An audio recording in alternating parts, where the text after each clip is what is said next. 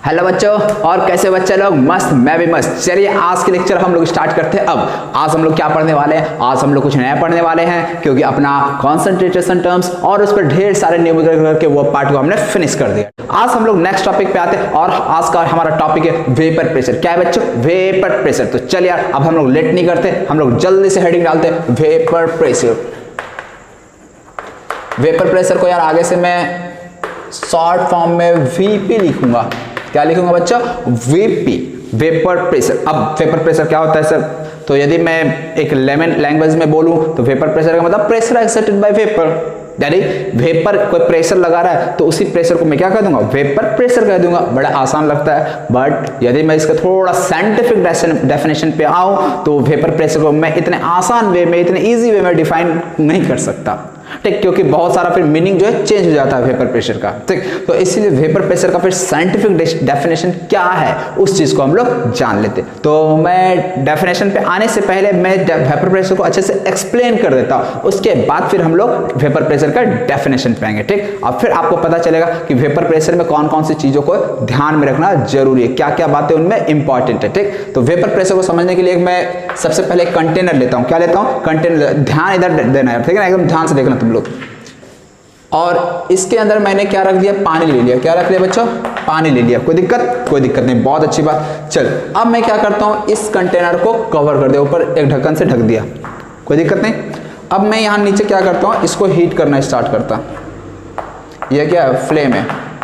इसको हीट करना स्टार्ट किया। अब बताया क्या होगा जब हीट करेंगे तो इसको, तो ये जो लिक्विड था, ये लिक्विड क्या होगा? वेपर बनकर ऊपर जाएगा, और ये वेपर बन के जैसे जैसे ऊपर जाएगा तो यहाँ पे वेपर ऊपर जमा होने लगेगा,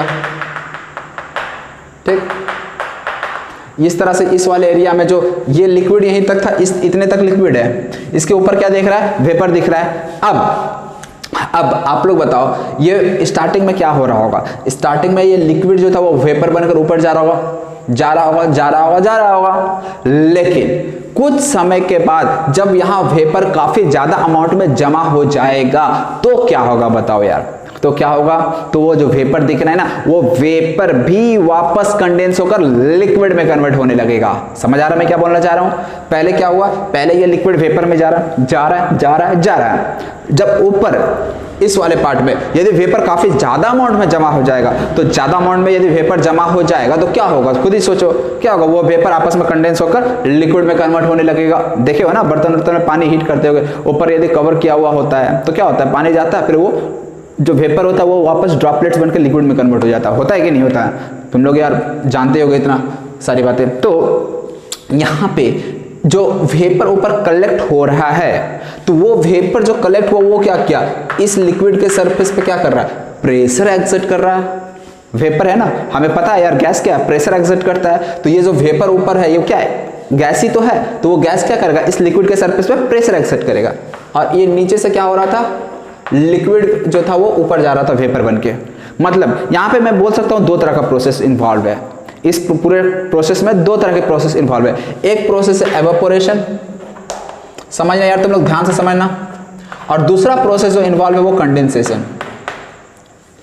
कंडेंसेशन, एवापोरेशन में क्या होता है आप लोगों को पता ही होगा, लिक्विड किस में कन्वर्ट होता है? वेपर में कन्वर्ट होता है एवापोरेशन में, ये चीज पता होगा तुम लोगों को। कंडेंसेशन में क्या होता है? कंडेंसेशन में जस्ट उल्टा, वेपर जो है वो किस में कन्वर्ट होता है?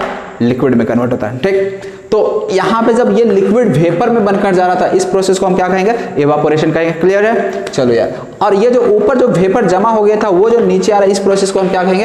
कंडेंसेशन कहेंगे। क्लियर है यहाँ?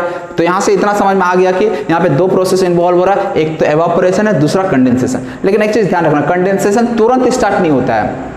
कंडेंसेशन के लिए थोड़ा हमें वेट करना पड़ता है। मतलब जब वेपर इसके ऊपर थोड़ा ज्यादा अमाउंट में जमा हो जाएगा ना, तभी कंडेंसेशन प्रोसेस स्टार्ट होगा, ठीक है ना। तो इस तरह से स्टार्टिंग में एवापोरेशन, फिर कुछ समय बाद कंडेंसेशन स्टार्ट हो गया।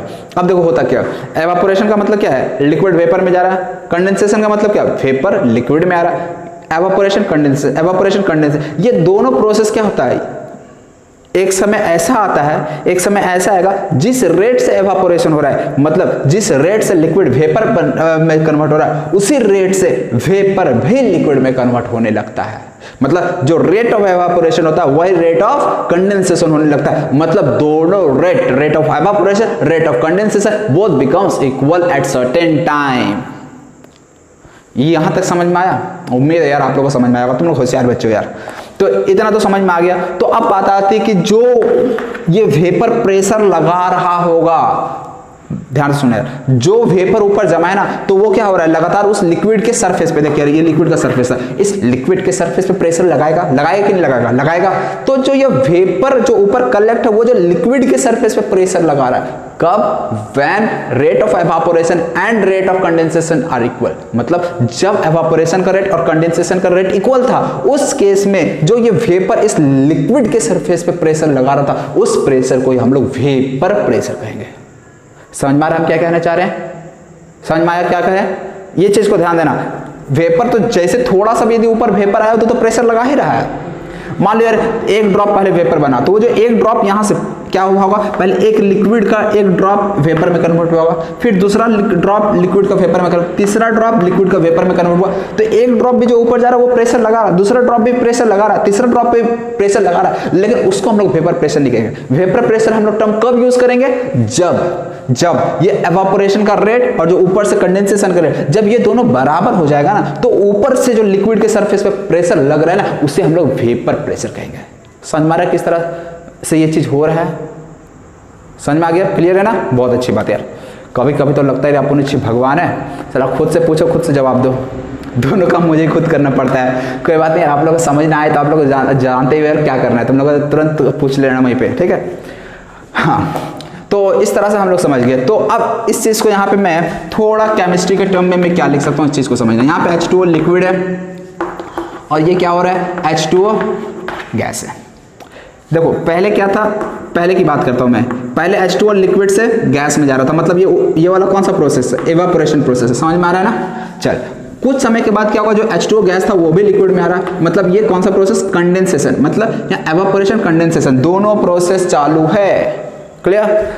जब when rate of evaporation becomes equal to condensation, rate of condensation, in this case equilibrium will be established between H2O liquid and H2O gas। समझ में आया क्या मैं कहना चाह रहा हूँ? गुड यार, बहुत अच्छी बात। क्या हुआ, जब evaporation कंडेंसेशन दोनों रेट जब इक्वल हो जाएगा, तो ऐसे केस में क्या होगा, यहाँ पे एक इक्विलिब्रियम स्टैब्लिश हो जाएगा। और हमें पता है इक्विलिब्रियम चैप्टर यार आप लोग बहुत अच्छे से पढ़े हो, पता है कि एक बार यदि इक्विलिब्रियम अचीव हो गया, उसके बाद फिर क्या है, यदि कोई तुम एक्स्ट्रा मान लो वेपर डाल रहे हो, कोई एक्स्ट्रा यदि यहां से, अच्छा इक्विलिब्रियम का मतलब क्या वेपर बनना फिर बंद हो जाएगा? क्या वेपर का लिक्विड में आना बंद हो जाएगा? नहीं, लिक्विड अब भी वेपर में जा रहा होगा, वेपर भी लिक्विड में आ रहा होगा, लेकिन हमें ऐसा फील होगा कि उस कंटेनर के अंदर कुछ हो ही नहीं रहा।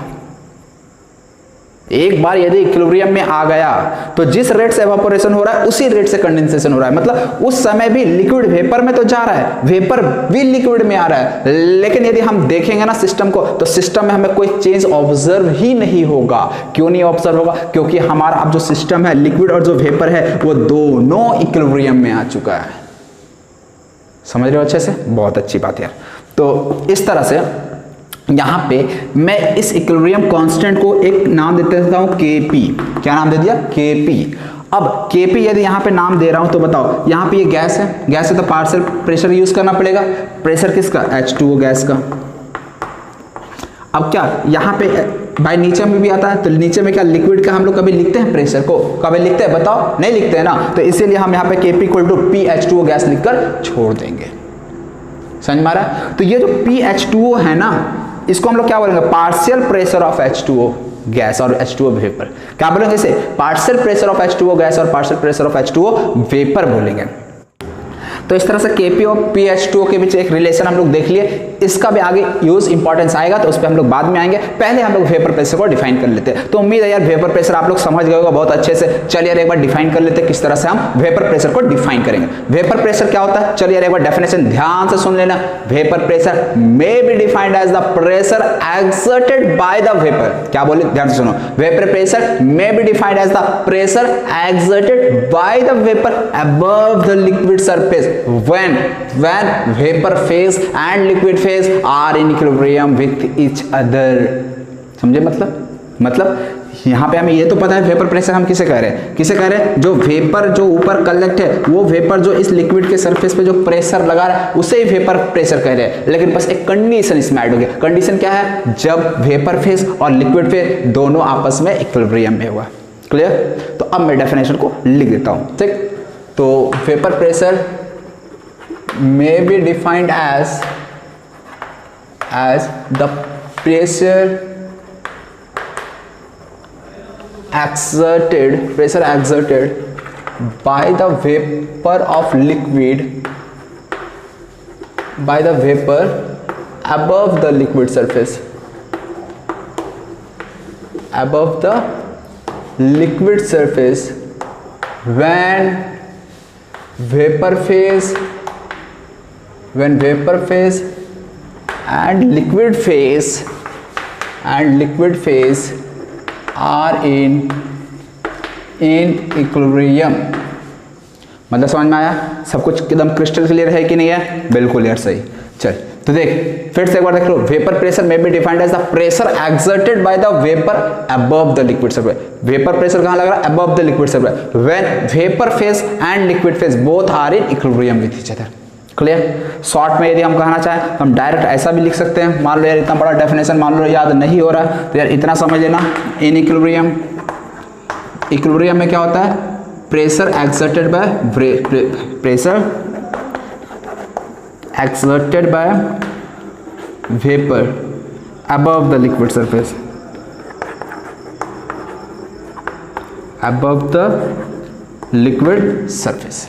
ठीक, तो इस तरह से मैं शॉर्ट में डिफाइन कर सकता हूं वेपर प्रेशर का। मतलब जब इक्विलिब्रियम कंडीशन होगा, अब यहाँ पे इन इक्विलिब्रियम, ये इक्विलिब्रियम कौन सा है, जब rate of evaporation, rate of condensation both becomes equal, उस चीज को यहाँ पे इक्विलिब्रियम कहा जा रहा है। तो इन इक्विलिब्रियम प्रेशर, ये प्रेशर है, pressure exerted by vapour above the liquid surface is known as vapour pressure. उम्मीद है यार आप लोगों को अच्छे से समझ आ गई होगी वेपर प्रेशर। ठीक, अब यहाँ पे कुछ फैक्टर्स पे डिपेंड करता है vapour pressure. Vapour pressure next किस किस फैक्टर पे डिपेंड करते हैं, जैसे मैं बात करूँ एवापोरेशन की, एवापोरेशन और ये वेपर प्रेशर दोनों अलग चीजें। एवापोरेशन में क्या होता है, कोई वाटर के पार्टिकल्स जब लिक्विड के सरफेस को छोड़कर बाहर चले जाते हैं, इस प्रोसेस को हम लोग एवापोरेशन कहते हैं। ठीक, वेपर प्रेशर क्या रहा, वेपर में प्रेशर में क्या हो रहा है, पहले वेपर बन रहा है, उस वेपर के द्वारा जो प्रेशर लगाया जा रहा है उसको हम लोग वेपर प्रेशर कह रहे हैं। ठीक, तो वेपर प्रेशर किस किस बातों पे डिपेंड करता है, जैसे हमें पता है एक दो फैक्टर पे, जो फैक्टर पे डिपेंड कर रहा है उसको मैं लिखता चल रहा हूँ, उसके लिए मैं इसे मिटा देता हूँ। ठीक है ना, आप लोग इस डेफिनेशन को नोट कर लो पहले। तो उससे पहले देखो, अभी मैं एक एक्सप्रेशन लिखा था मिटा दिया है, चलो इधर मैं लिख दे रहा हूँ। Kp इक्वल टू क्या आया, हाँ यहाँ पे देखो H2, अभी हमने क्या देखा कि H2O लिक्विड और जो वेपर है वो आपस में क्या एक दूसरे के साथ इक्विलिब्रियम में है। H2O लिक्विड से गैस में जा रहा था, कुछ समय के बाद H2O गैस भी लिक्विड में आने लगा, तो ऐसे में दोनों इक्विलिब्रियम में आ गया। जैसे इक्विलिब्रियम एस्टैब्लिश हुआ, मैं वहां पे कांस्टेंट Kp डिफाइन कर सकता हूं, and this Kp will be equal to partial pressure of H2O gas. H2O gas या H2O वेपर बोलो, जो भी बोलो, H2O गैस एक्चुअली ये वेपर की बात हो रही है। ठीक, तो इस तरह से हमें पता है, तुम लोग यार इक्विलिब्रियम चैप्टर बहुत अच्छे से पढ़े हो, पता है हम लोग को, तो इसलिए जो पार्शियल प्रेशर ऑफ H2O है, इसी पार्शियल प्रेशर ऑफ H2O को मैं वेपर प्रेशर कह सकता कि नहीं कह सकता, जरा बताओ सोचकर। ये Kp इक्वल टू क्या आ गया, पार्शियल प्रेशर ऑफ H2O, और ये पार्शियल प्रेशर कब का रहा होगा, एट इक्विलिब्रियम का रहा होगा, और हमें पता है इक्विलिब्रियम पे जो प्रेशर लग रहा है उसे ही तो हम वेपर प्रेशर भी कह रहे हैं। मतलब समझ रहे हो, यहाँ पे जो Kp में PH2O आया, मतलब जो इक्विलिब्रियम में जो partial pressure of H2O gas आया, उसी को तो हम वेपर प्रेशर भी डिफाइन कर रहे हैं। मतलब ये कि partial pressure of H2O gas को ही हम लोग वेपर प्रेशर भी कह देंगे। समझ में आ रहा है, ना मैं यहाँ क्या कहना चाह रहा हूँ। तो इस तरह से यहाँ पे अब हम लोग बहुत इंपॉर्टेंट पॉइंट एक नोटिस करेंगे कि जो पार्शियल प्रेशर ऑफ H2O था वो केवल किस पे डिपेंड कर रहा था, Kp पे डिपेंड कर रहा था। और यदि partial pressure of H2O Kp पे डिपेंड कर रहा है तो हम बोल सकते हैं कि वेपर प्रेशर भी H2O पे Kp पे डिपेंड करेगा। और हमें तो पता है यार कि किस किस बातों पे डिपेंड करता है, कि को तो यार वरदान प्राप्त है कि टेम्परेचर के अलावा उसको कोई भी चीज अफेक्ट नहीं कर सकता। पता है ना तुम लोगों को, कोई भी इक्विलिब्रियम कांस्टेंट हो, कोई भी K हो, उसको केवल टेम्परेचर ही अफेक्ट कर सकता है। और दूसरा एक नेचर ऑफ लिक्विड, यदि सब्सटेंस ही चेंज कर दिए, लिक्विड ही चेंज कर दिए, तो ऐसे में तो यार Kp का वैल्यू चेंज हो ही जाएगा। तो दो फैक्टर है जो चेंज कर सकता है पार्शियल प्रेशर ऑफ H2O या वेपर प्रेशर का वैल्यू का, वो दो चीज कौन सा है, एक तो हो गया आपका नेचर ऑफ लिक्विड और दूसरा क्या हो जाएगा, टेम्परेचर ओनली। बाकी केस में वेपर प्रेशर चेंज नहीं होने वाला। बहुत बार ऐसा बोला जाता है कि मान लो यार हम ज्यादा लिक्विड ले लिए, लिक्विड यदि हम ज्यादा ले लिए तो क्या हमारा वेपर प्रेशर बढ़ जाएगा। मान लो यार यहाँ पे H2 होता है, एक बार हम H2 1 kg ले लिया और एक बार 5 kg H2O डाल दिए, तो 5 kg वाले केस में वेपर प्रेशर ज्यादा लगेगा, ऐसा किसी किसी का कहना होता है। तो बताओ यार 5 kg वाले में ज्यादा प्रेशर लगेगा क्या? नहीं सर, क्यों नहीं? क्योंकि हमें पता है वेपर प्रेशर किसके बराबर होगा, Kp, और Kp क्या अमाउंट ऑफ सब्सटेंस पे डिपेंड करता है? नहीं। इसका मतलब तुम 1 kg लो, 5 kg लो, 10 kg लो, हर एक, या फिर तुम 1 ग्राम ही वाटर का क्यों ना लो, उस केस में भी जो वेपर प्रेशर होगा ना वो Kp के बराबर ही होगा। मतलब 1 ग्राम लो, 1 kg लो, 10 kg लो, कितना भी अमाउंट लो, जो वेपर प्रेशर वाटर का होगा ना वो हर एक केस में सेम होगा। ठीक, ऐसा मत समझना यदि यहाँ पे वाटर ज्यादा अमाउंट में ले लिए तो यार वो ज्यादा वेपर बनाएगा, ज्यादा वेपर बनाएगा तो प्रेशर भी ज्यादा लगाएगा, ऐसा नहीं है। इक्विलिब्रियम तो तभी आएगा जब Kp के वैल्यू के बराबर होगा, और हमें Kp का वैल्यू पता है कि वो कांस्टेंट रहता है, वो अमाउंट ऑफ लिक्विड पे डिपेंड नहीं करता। तो इसलिए जो इंपॉर्टेंट पॉइंट है ना, वेपर प्रेशर डिपेंड्स ऑन, किस किस बात पर डिपेंड करता है? फर्स्ट किस फैक्टर पर डिपेंड करेगा?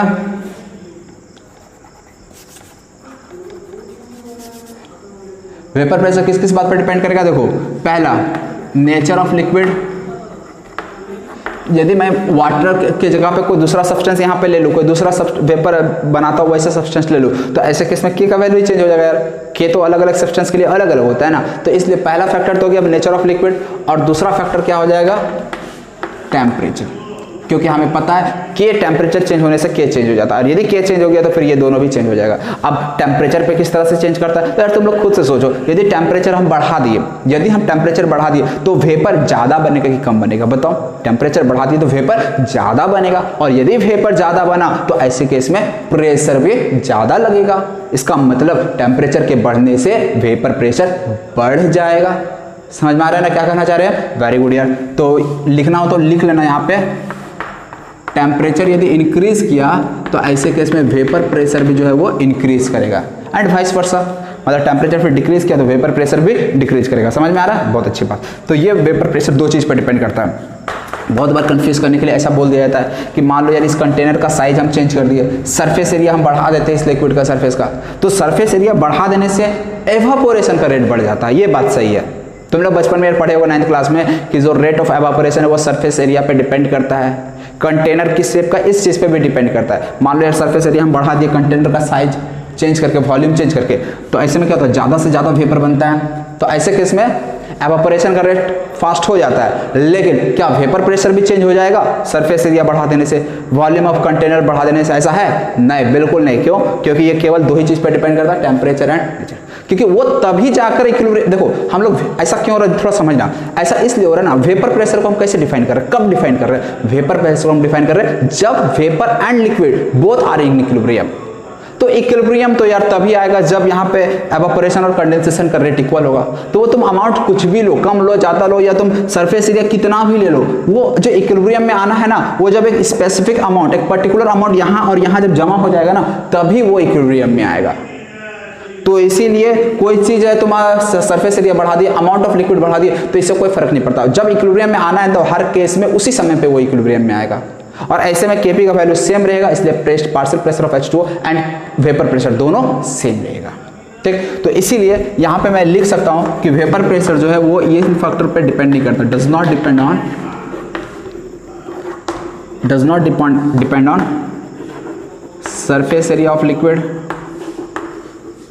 इसके अलावा size and volume of container, size of container यहाँ पर देते हैं, size of container, amount and volume of liquid, ये सब फैक्टर पर डिपेंड करता ही नहीं है वेपर प्रेशर। ठीक है ना? क्यों नहीं करता, समझ में आ गया। और किस फैक्टर पर डिपेंड करता है, तो only two factor on which vapour pressure depend, this are nature of liquid and other one is temperature. Okay, तो ये हो गया वेपर प्रेशर के बारे में। अब हम लोग कुछ और चीज जान लेते हैं वेपर प्रेशर से related he. Nature of temperature के बारे में तो हमने देख लिया, टेम्परेचर बढ़ाने से वेपर प्रेशर बढ़ जाता है। नेचर ऑफ लिक्विड से किस तरह से, नेचर ऑफ लिक्विड पे किस तरह से वेपर प्रेशर डिपेंड करता है, ठीक। तो इस चीज को हम लोग समझ लेते हैं। नेक्स्ट यहां पे मैं मिटा दे रहा हूं, ठीक है।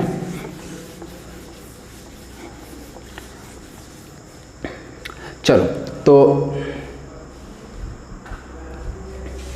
नेचर ऑफ लिक्विड पे आते हैं।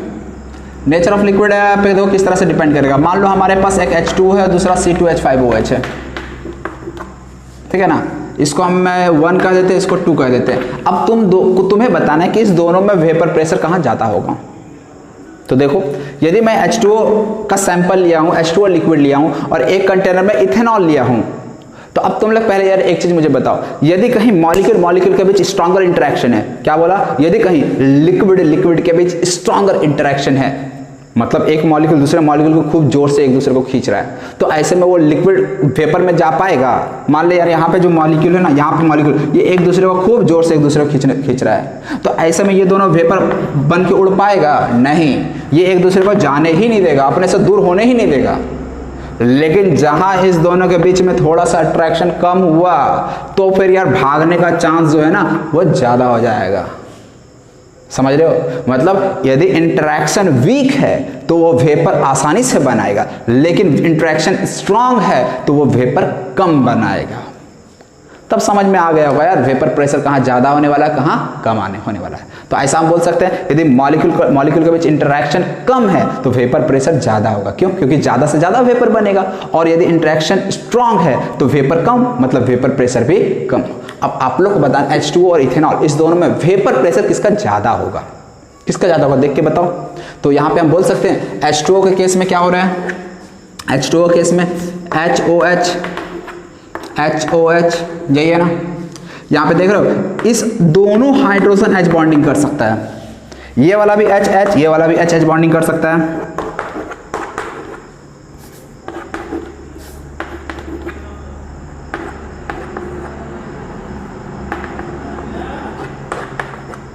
समझ में आ रहा है, मतलब वाटर का दोनों HH बॉन्डिंग कर सकता है। लेकिन इथेनॉल का जरा देखो तो, इथेनॉल CH3CH3 CHHOH, क्या यहाँ पे ये H तो H बॉन्डिंग कर सकता है पार्टिसिपेट, लेकिन क्या ये सब H बॉन्डिंग में पार्टिसिपेट कर सकता है? नहीं सर, नहीं कर सकता। क्यों? क्योंकि ये सब कार्बन से लगा है, और हमें पता है वही हाइड्रोजन केवल H बॉन्डिंग में पार्टिसिपेट करता है जो FON से जुड़ा है, मतलब फ्लोरीन, ऑक्सीजन या नाइट्रोजन से जुड़ा है। तो ये सब हाइड्रोजन जो है ये सब कार्बन से जुड़ा है, ये 3 2 5 हाइड्रोजन, कार्बन से जुड़ा हाइड्रोजन कभी भी हाइड्रोजन बॉन्डिंग में पार्टिसिपेट नहीं करता है। लेकिन ये हाइड्रोजन ऑक्सीजन जुड़ा है, this can participate in H bonding, ठीक। तो इसलिए यहाँ पे अब एक मॉलिक्यूल, मान लो एक और मैं मॉलिक्यूल ले लेता हूँ, ठीक है ना, C2H5OH का। तो यदि एक और मैं मॉलिक्यूल ले लूँ C2H5OH का, तो यहाँ पे इस दोनों मॉलिक्यूल के बीच में कितना H बॉन्डिंग होगा? ओनली 1 H बॉन्डिंग होगा। लेकिन H2O में हम क्या देख रहे हैं, इसका दोनों हाइड्रोजन फ्री है H बॉन्डिंग के लिए, मतलब H2O में H बॉन्डिंग ज्यादा होगा, इस वाले में H बॉन्डिंग कम होगा। अब यदि यहाँ H बॉन्डिंग ज्यादा हो रहा है तो इसका वेपर प्रेशर क्या होगा, कम की ज्यादा, क्या होगा? तो यहाँ पे H बॉन्डिंग ज्यादा हो रहा है, मतलब इंटरेक्शन स्ट्रॉन्गर है, इंटरेक्शन स्ट्रॉन्गर है तो वेपर प्रेशर कम होगा। समझ में आया? तो इसलिए मैं ऐसे केस में लिख सकता हूँ कि वेपर प्रेशर जो H2O का होगा वो लेसर होगा वेपर प्रेशर ऑफ C2H5OH से। समझ में आ रहा है आप लोगों को? आ रहा है ना? चलिए, बहुत अच्छी बात। तो इस तरह से आप लोग इस चीज का ध्यान रखेंगे। और एक दो एग्जांपल हम लोग देख लेते हैं इस पे बेस्ट।